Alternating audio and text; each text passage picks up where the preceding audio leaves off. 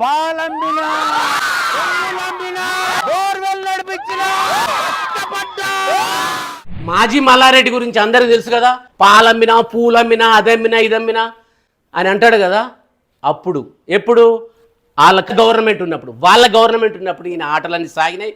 కానీ ఎంతోమంది ఉసురు పోసుకొని భూమి మొత్తం ఆక్రమించుకొని కొన్ని వేల ఎకరాల భూమిని ఆక్రమించుకొని ఘోరంగా నిజంగా చూస్తూ ఉంటే అప్పుడు అనిపించేది, నాకు చాలాసార్లు అనిపించేది ఈయన ఏంది ఇంత దురాక్రమంగా. ఎందుకంటే ఆయనకు గవర్నమెంట్ చేతిలో ఉంది కాబట్టి అతన్ని ఏమి చేయలేరు. రోడ్డును అధికారులు తొలగించారు. గుండ్ల పోచంపల్లిలో 2500 గజాల స్థలాన్ని ఆక్రమించారంటూ ఆరోపణలు రావడంతో ఎంపీగా ఉన్నప్పుడు రేవంత్ రెడ్డి అధికారులకు ఫిర్యాదు చేశారు. దీంతో తాజాగా మేడ్చల్ కలెక్టర్ అక్రమ అధికారులను ఆదేశించారు. అది గొప్ప, ఇది గొప్ప, వాళ్ళు గొప్ప. రావుకాలంలో పుట్టింటారని నీ దరిద్రం అది.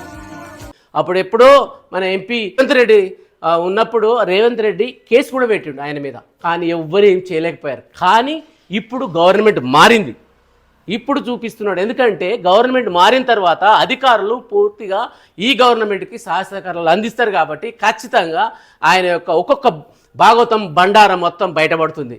ఇవేవి అకౌంట్స్కి రాలేదు. మొన్న ఈ మధ్య ప్రగతి భవన్లో మల్కాజిగిరికి సంబంధించిన మేడ్చల్ నుంచి వచ్చిన కొంత 10-15 మంది మొత్తం ప్రగతి భవన్కే వెళ్ళి మా భూములు అన్యాయంగా దోచుకున్నారు, మా భూములు మాకు ఇప్పించండి అని ఎన్నో వినతి పత్రాలు ప్రగతి భవన్లో ప్రతి ఒక్కరు పోయి అక్కడ ఇవ్వడం జరిగింది. అది పెద్ద మీడియాలో రాలేదు, నేనైతే కలర్ చూసిన. ఏందా అంటే గుండ్లపోచమ్మలో 2500 ఎకరాల భూమిని, అదే పార్కు ప్రభుత్వ భూమిని ఆక్రమించుకొని ఏకంగా కాలేజీ పోయేదానికి ఒక రోడ్ వేసుకున్నాడు. ప్రహరీ కట్టేసి పూర్తిగా రోడ్ వేసుకొని 2500 ఎకరాల భూమిని అతను ఆక్రమించుకున్నట్టు మనకి మీడియాలో ఏ ఛానల్ ఓపెన్ చేసినా ఆయన గురించే వస్తుంది.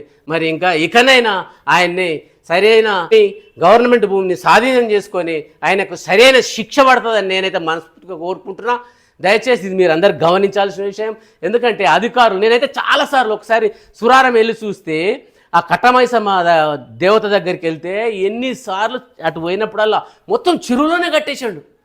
ఆ నారాయణని అదని ఇదని మొత్తం చెరువులోనే రకరకాల బిల్డింగ్లన్నీ కట్టి ఆ చెరువులో కట్టిండు. ఆ తల్లి కన్నా దయలేదా? ఇప్పటికైనా ఆడి మీద కొంచెం కనికరించండి, పేదవాళ్ళ భూములను మాత్రం తిరిగి ఇప్పించొచ్చని నేను గవర్నమెంట్కు మనస్ఫూర్తిగా దండం పెడుతున్నా. ఇకనైనా ఆయన్ని పంపించండి. ఈ వీడియో కనుక మీరు చూసినట్టయితే, నేను చెప్పిన దానికి మీకు నచ్చినట్టయితే లైక్ చేయండి, షేర్ చేయండి, బెల్ ఐకాన్ని గుద్దిపడండి. మీ స్మార్ట్ చారి వాస్తవాలు మాట్లాడుకుందాం. అడుగుతున్నా, నేను సిగ్గు లేకుండా అడుగుతున్నాను. నేను దయచేసి సబ్స్క్రైబ్ చెయ్యండి, నా ఆవేదనను అర్థం చేసుకోండి.